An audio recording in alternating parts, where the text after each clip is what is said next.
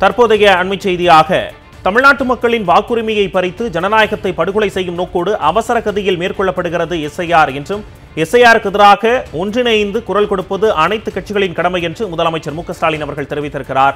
அந்த அண்மை செய்தியை தற்போது பார்த்துக் கொண்டு வருகிறோம். தமிழ்நாட்டு மக்களின் வாக்குரிமையை பறித்து ஜனநாயகத்தை படுகொலை செய்யும் நோக்கோடு அவசர கதியில் மேற்கொள்ளப்படுகிறது எஸ்ஐஆர். எஸ்ஐஆருக்கு எதிராக ஒன்றிணைந்து குரல் கொடுப்பது அனைத்து கட்சிகளின் கடமை என்று முதலமைச்சர் மு.க.ஸ்டாலின் அவர்கள் தெரிவித்திருக்கிறார். வாக்காளர் பட்டியல் திருத்தத்தை குழப்பங்கள் ஐயங்கள் இல்லாமல் போதிய கால அவகாசத்துடன் 2026 பொதுத் தேர்தலுக்கு பின்பு நடத்த வேண்டும் என்றும் நமது கோரிக்கையை தலைமை தேர்தல் ஆணையம் ஏற்காததால் உச்சநீதிமன்றத்தை நாட இன்றைய அனைத்து கட்சி கூட்டத்தில் தீர்மானம் நிறைவேற்றியுள்ளோம் என்று முதலமைச்சர் தெரிவித்திருக்கிறார். அனைத்து கட்சி கூட்டத்தில் பங்கேற்று தங்களுடைய உணர்வை பதிவு செய்த 49 கட்சிகளின் தலைவர்களுக்கும் தன்னுடைய நன்றிகளையும் முதலமைச்சர் அவர்கள் தெரிவித்திருக்கிறார். அந்த அண்மை செய்தியை தற்போது பார்த்துக் கொண்டு வருகிறோம்.